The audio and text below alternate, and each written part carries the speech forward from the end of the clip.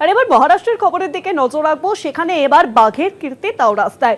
বাঘ চলে এলো রাস্তায় এবং সেই কীর্তিতেই কিন্তু গাড়ি থামিয়ে মানুষজন সেই বাঘ দেখার জন্য একেবারে উৎসুক হয়ে ওঠেন। সেই ছবি দেখতে পাচ্ছেন, মাঝ রাস্তায় বাঘের কীর্তি।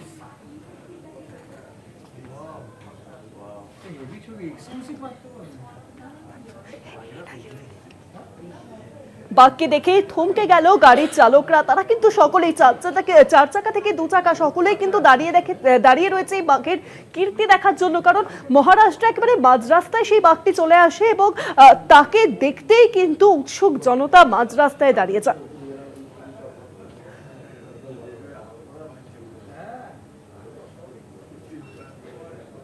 এই রাস্তায় যারা যাচ্ছিলেন তাদের কাছে তা কিন্তু এই ছবি একেবারে বিরল দৃশ্য, যেখানে মাঝ রাস্তায় মহারাষ্ট্রের একটি রাস্তায় কিন্তু বাঘ চলে আসে এবং সে রীতিমতো তার খোশ মেজাজে রয়েছে।